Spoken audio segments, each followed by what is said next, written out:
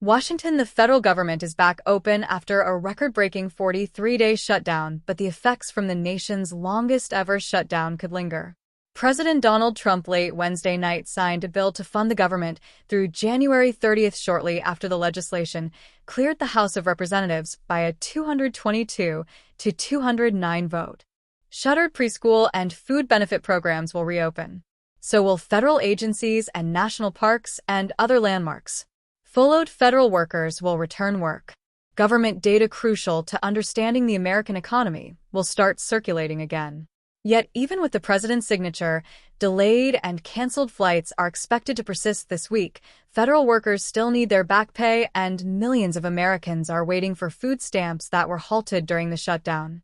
Washington, the federal government is back open after a record-breaking 43-day shutdown, but the effects from the nation's longest-ever shutdown could linger.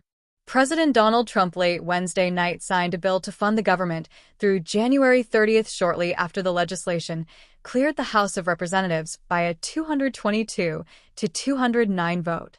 Shuttered preschool and food benefit programs will reopen. So will federal agencies and national parks and other landmarks. Furloughed federal workers will return work. Government data crucial to understanding the American economy will start circulating again. Yet, even with the president's signature, delayed and canceled flights are expected to persist this week. Federal workers still need their back pay, and millions of Americans are waiting for food stamps that were halted during the shutdown.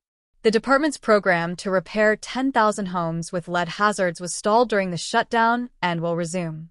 Public housing authorities risk the loss of aid for 4 million families that depending on those residences if the shutdown had continued.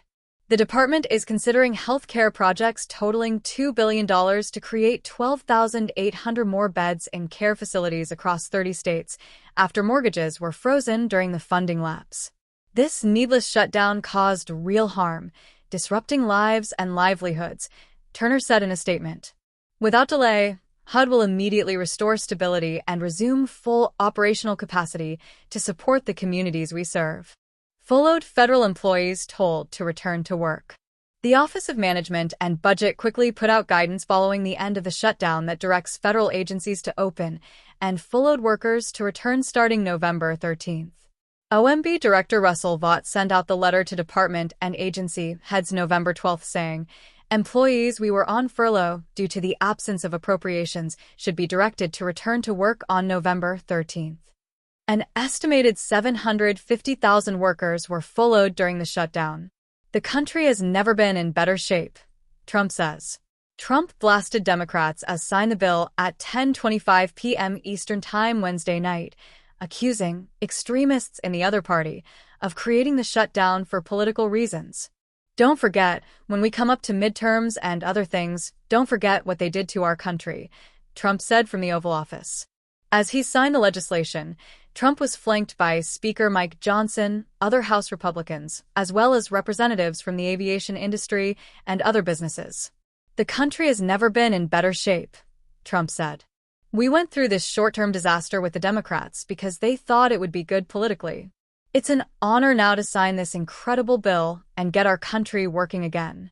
Trump thanks 8 Senate Democrats who broke ranks. All but 2 House Republicans voted for the bill, and only 6 Democrats voted for it. The vote came after the Senate on Monday night approved a deal that was brokered by 8 Senate Democrats who relented from policy demands over health care and joined Republicans to end the shutdown. For weeks, Senate Democrats had demanded the extension of expiring subsidies in the Affordable Care Act as part of a shutdown deal. Instead, the bill only guarantees a Senate vote in December on the health care subsidies. Trump thanked the 8 Senate Democrats, saying they finally did the right thing in voting to end this craziness. Johnson won't commit to vote on extending Obamacare subsidies.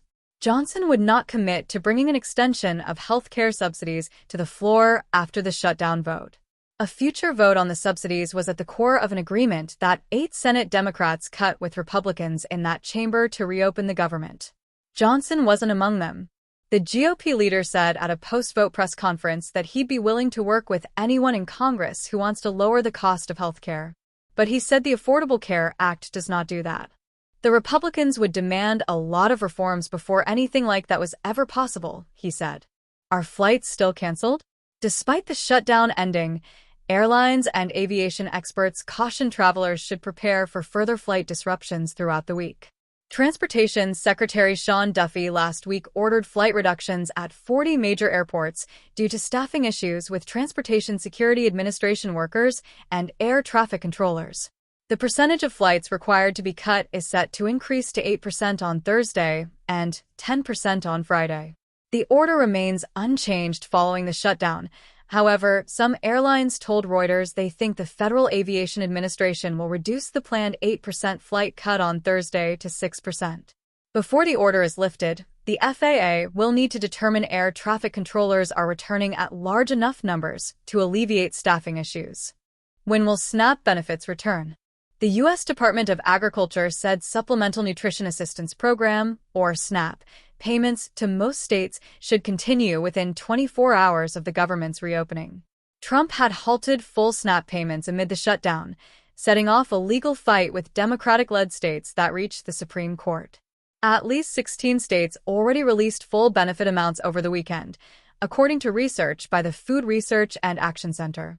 Another 13 issued or began issuing partial or mixed payments. Jessica Guerin, a spokesperson for the American Public Human Services Association, told the Associated Press that most states will be able to issue full benefits within 3 days after they're given the green light.